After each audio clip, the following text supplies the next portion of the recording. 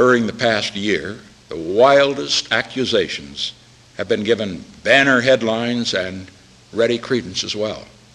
Rumor, gossip, innuendo, accounts from unnamed sources of what a prospective witness might testify to have filled the morning newspapers and then are repeated on the evening newscasts, day after day. Time and again, a familiar pattern repeated itself. A charge would be reported the first day as what it was, just an allegation. But it would then be referred back to the next day and thereafter as if it were true. The distinction between fact and speculation grew blurred.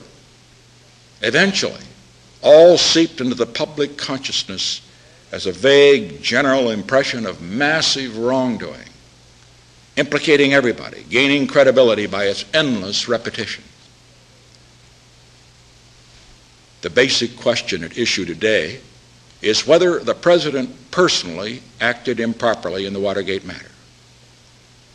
Month after month of rumor, insinuation, and charges by just one Watergate witness, John Dean, suggested that the President did act improperly.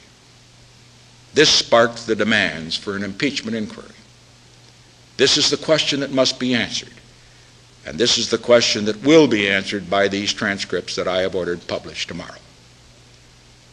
These transcripts cover hour upon hour of discussions that I held with Mr. Haldeman, John Ehrlichman, John Dean, John Mitchell, former Attorney General Kleindienst, Assistant Attorney General Peterson, and others with regard to Watergate. They were discussions in which I was probing to find out what had happened, who was responsible, what were the various degrees of responsibilities, what were the legal culpabilities, what were the political ramifications, and what actions were necessary and appropriate on the part of the President. I realize that these transcripts will provide grist for many sensational stories in the press. Parts will seem to be contradictory with one another, and parts will be in conflict with some of the testimony given in the Senate Watergate Committee hearings. I have been reluctant to release these tapes, not just because they will embarrass me and those with whom I have talked, which they will, and not just because they will become the subject of speculation and even ridicule, which they will, and not just because certain parts of them will be seized upon by political and journalistic opponents, which they will. I have been reluctant because in these and in all the other conversations in this office, people have spoken their minds freely, never dreaming that specific sentences or even parts of sentences would be picked out as the subjects of national attention and controversy.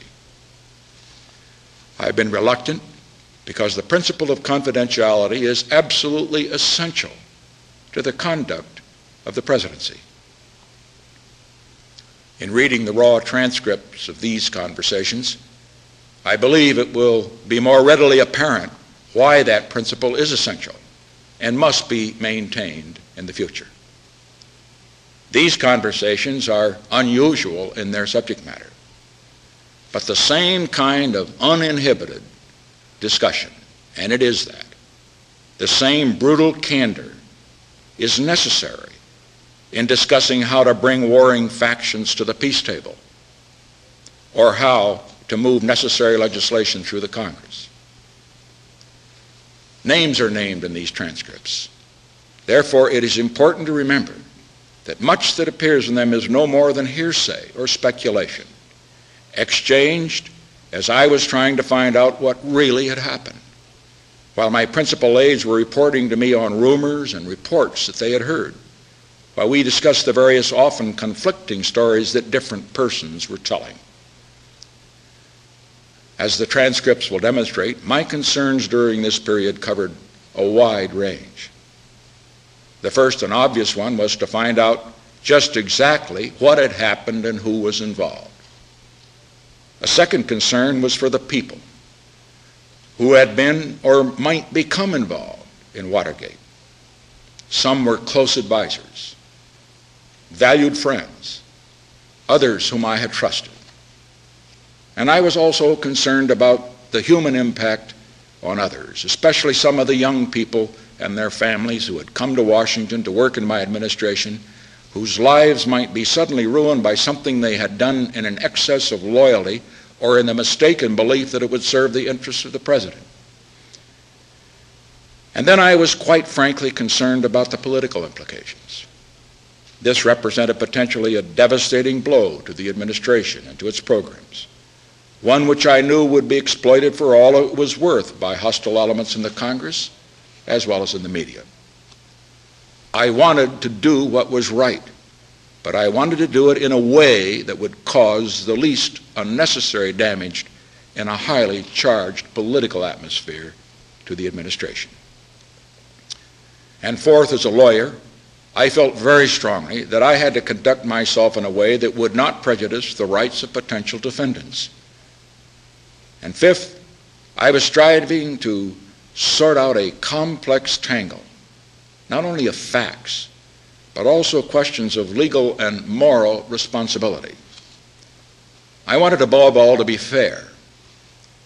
I wanted to draw distinctions where those were appropriate between persons who were active and willing participants on the one hand, and then on the other, those who might have gotten inadvertently caught up in the web and be technically indictable, but morally innocent. Despite the confusions and contradictions, what does come through clearly is this. John Dean charged in sworn Senate testimony that I was fully aware of the cover-up at the time of our first meeting on September 15, 1972. These transcripts show clearly that I first learned of it when Mr. Dean himself told me about it in this office on March 21st, some 6 months later. Incidentally, these transcripts, covering hours upon hours of conversation, should place in somewhat better perspective the controversy over the 18-and-a-half-minute gap in the tape of a conversation I had with Mr. Haldeman back in June of 1972. Now, how it was caused is still a mystery to me, and I think to many of the experts as well. But I am absolutely certain, however, of one thing, that it was not caused intentionally by my secretary, Rosemary Woods, or any of my White House assistants. And certainly, if the theory were true, that during those 18-and-a-half minutes, Mr. Haldeman and I cooked up some sort of a Watergate cover-up scheme, as so many have been quick to surmise, it hardly seems likely that in all of our subsequent conversations, many of them are here, which neither of us ever expected would see the light of day, there is nothing remotely indicating such a scheme. Indeed, quite the contrary.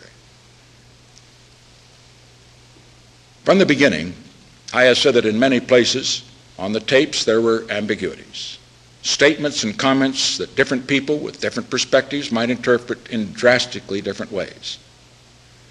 But although the words may be ambiguous, though the discussions may have explored many alternatives, the record of my actions is totally clear now, and I still believe it was totally correct then.